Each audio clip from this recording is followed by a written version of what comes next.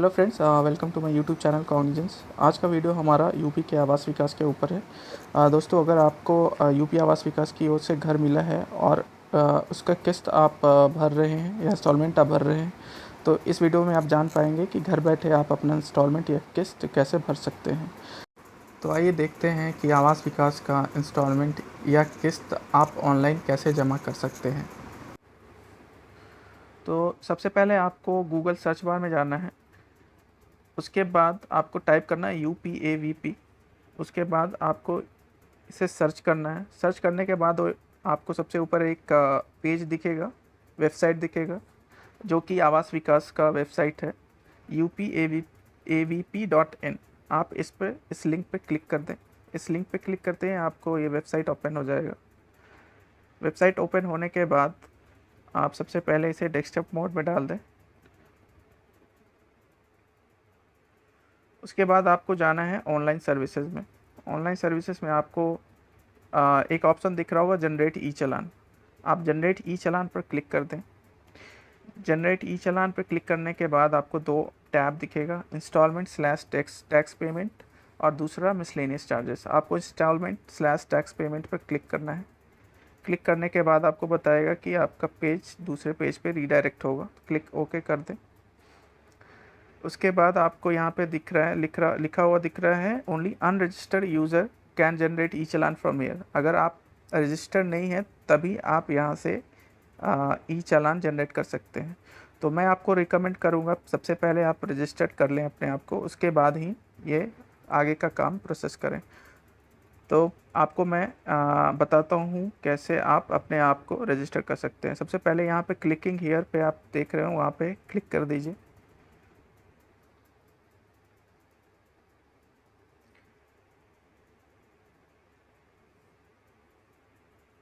तो जैसा आप देख रहे हैं ये आपको एक दूसरे पेज पर ले गया, दूसरा पेज ओपन हुआ।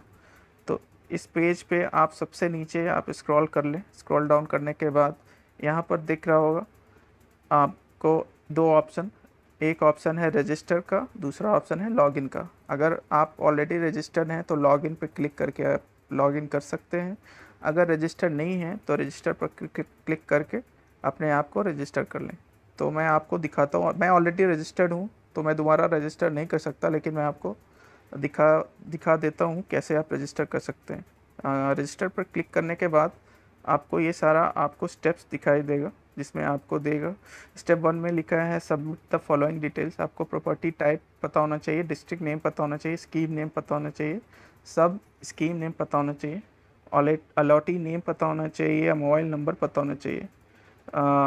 Verify the display data after entering display captcha. ऊपर जो भी डेटा भरेंगे उसके बाद आपको वेरिफिकेशन के लिए बोलेगा, कैप्चा डालने के लिए।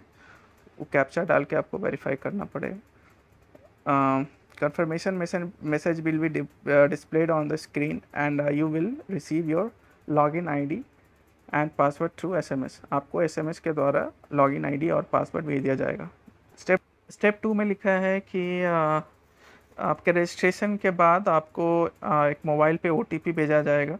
वो OTP आपको मोबाइल वेरिफिकेशन करना पड़ेगा और आपको OTP मांगा जाएगा, वो OTP प्रोवाइड करना पड़ेगा, उसके थ्रू आप मोबाइल वेरीफाई कर सकते हैं।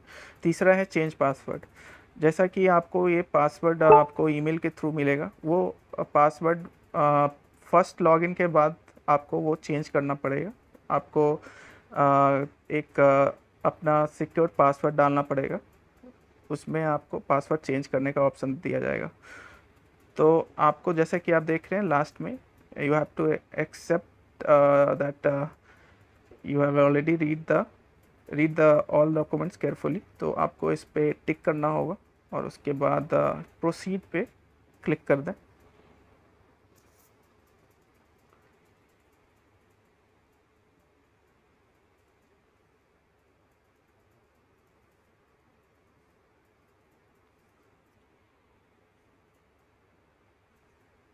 प्रोसीड पर क्लिक करते हैं, आपको एक नया पेज ओपन होगा।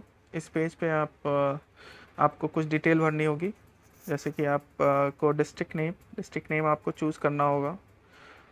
आपका जहाँ का भी आप डिस्ट्रिक्ट है वो आप डाल दीजिए। जैसे मैं एक डिस्ट्रिक्ट चूज़ कर लेता हूँ, गाज़ियाबाद। स्कीम नेम, आपको स्कीम नेम चूज़ करना होगा, जैसा आपका कौन सा स्कीम है, मंडोला है या सिद्धार्थ विहार है। आपको ये जो भी योजना है जिसके अंतर्गत आपको फ्लैट मिला है उसको आप सिलेक्ट कर लें। सिलेक्ट करने के बाद आपको कैटेगरी का ऑप्शन चूज करना होगा। तो आपके पास अ, कौन सा फ्लैट है उसका डिटेल आपको देना पड़ेगा। तो ये ऑप्शन में आपको सेलेक्ट करना पड़ेगा, जो भी आप जिसके लिए भी एप्लीकेबल हो वो ऑप्शन चूज़ कीजिए और यहाँ पर आप वो ऑप्शन सेलेक्ट कर लीजिए। सेलेक्ट करने के बाद आपको अगला ऑप्शन है, आपको आपका या तो प्रॉपर्टी नंबर डालना पड़ेगा या फॉर्म नंबर डालना पड़ेगा या यूनिक प्रॉपर्टी आईडी जो है वो डालना पड़ेगा। तीनों में से आप कोई भी डाल सकते हैं। आप जो भी आपका ये डिटेल आपको घर लेते समय वो आवास विकास की तरफ से दिया गया होगा, वहाँ से आप ये डिटेल डाल सकते हैं। आपको अलॉटी नेम डालना होगा, जिसके नाम पे मकान लिया गया उसका नाम डालना पड़ेगा। आपका मोबाइल नंबर डालना पड़ेगा और ये वही मोबाइल नंबर होना चाहिए जो आपने आवास विकास को दिया है during the allotment. Email address, ये काफ़ी इम्पॉर्टेंट चीज़ है। ईमेल एड्रेस ज़रूरी है यहाँ पर डालना, और वो भी आपका ईमेल एड्रेस रजिस्टर्ड होना चाहिए। ये आपको मैनुअली आपको जाकर आवास विकास के ऑफिस में जाकर ईमेल आईडी आपको वहाँ पर रजिस्टर कराना होगा। आपको वहाँ पे कोई भी एक ईमेल आईडी देना पड़ेगा और बोलना पड़ेगा कि ये ईमेल आईडी हमारे अकाउंट से रजिस्टर कर दे। उसके लिए आपसे वो वेरिफिकेशन के लिए आपसे अलॉटमेंट पेपर मांगेंगे कंफर्म करने के लिए कि वो आपका ही प्रॉपर्टी है। वो पेपर आपको ले जाके उसको दिखाना पड़ेगा और वो आपका ईमेल आईडी लिंक कर देंगे। यहाँ पर अब पहला स्टेप आपका कंप्लीट होता है। इसके बाद आप यहाँ प्रोसीड टू नेक्स्ट कर सकते हैं। क्योंकि मेरा ऑलरेडी अकाउंट बन चुका है तो मैं आपको दिखा नहीं सकता, नया अकाउंट नहीं बना सकता। तो यहाँ पर स्टेप 1 ख़त्म होता है। स्टेप 2 में आपको बोला गया था मोबाइल नंबर वेरिफिकेशन होगा। तो जैसे ही आप ये स्टेप 2 में जाएंगे आपको एक आपके मोबाइल नंबर पे एक OTP भेजा जाएगा। OTP वहाँ पर पेस्ट करना पड़ेगा और आपको वेरीफाई करना होगा। फिर तीसरे स्टेप में आपको, जैसा आपने स्टेप 3 में देखा था, आपको पासवर्ड चेंज करना होगा। ईमेल के थ्रू आपको एक टेम्प्रेरी पासवर्ड भी दिया जाएगा और उसको आपको चेंज करना होगा। आपका यूनिक सिक्योर पासवर्ड आप कुछ भी बना सकते हैं, वो पासवर्ड कंफर्म करके आपको वो बनाना पड़ेगा। और इस प्रकार आप अपने आप को रजिस्टर कर पाएंगे। और रजिस्टर होने के बाद अब अपना सारा डिटेल देख सकते हैं, कितना आपने इंस्टॉलमेंट पे किया है, कितना इंस्टॉलमेंट बाकी है। तो चलिए देखते हैं आप अपने रजिस्टर्ड अकाउंट पे कैसे सारा डिटेल देख सकते हैं और वहाँ से अगर चाहें तो इंस्टॉलमेंट भी पे कर सकते हैं। आपको लॉगिन करने के लिए आपको लॉगिन पेज पे जाना होगा। यहाँ पे जैसे आप जहाँ पे रजिस्टर किए थे वहीं पे आपको एक लॉगिन का ऑप्शन भी दिखा था, उस लॉगिन पे क्लिक कीजिए। लॉगिन क्लिक करने के बाद आप अपना यूज़र आईडी और पासवर्ड डाल दें।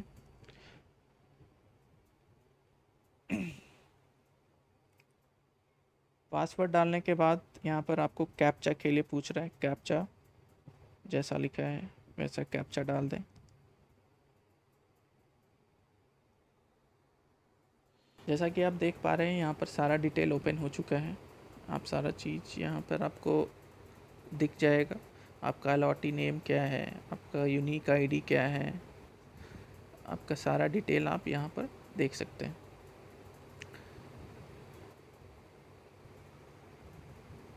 तो यहाँ पर आप जैसे ऊपर में देख सकते हैं, यहाँ पर पहला ऑप्शन है view ledger and make payment, miscellaneous charges, transaction history. Transaction history पे आप सारा डिटेल देख सकते हैं, आपने कहाँ तक अपना इंस्टॉलमेंट पे किया है। आइए देखते हैं ये कैसा दिखता है। इस पर क्लिक करेंगे आपको ये पेज ओपन होगा।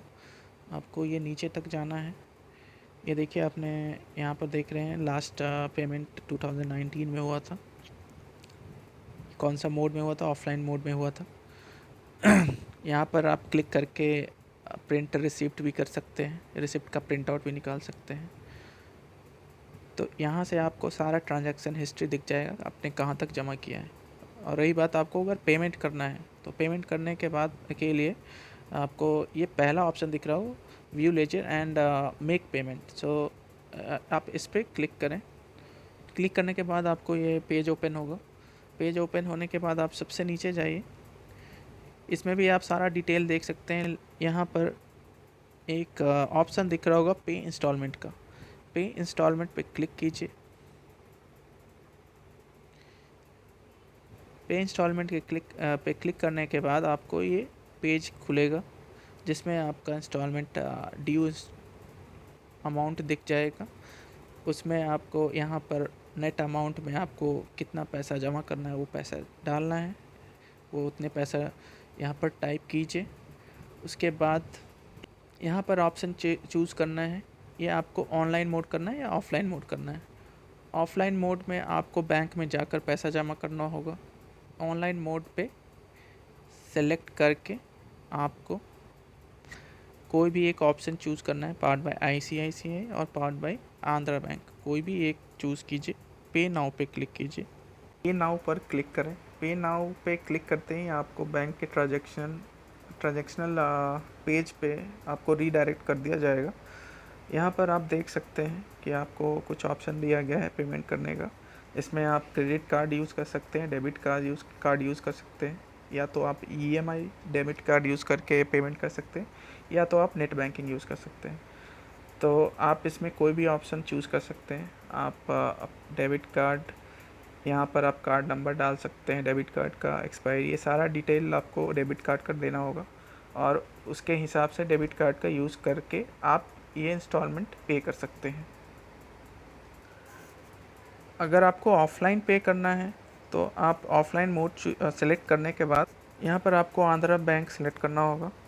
उसके बाद आपको या तो RTGS करना होगा, NEFT करना होगा, या आप चालान जनरेट कर सकते हैं कैश। इसमें आप चालान निकाल कर आपको कैश देना होगा, या DD बनाकर आपको बैंक में जमा करना होगा।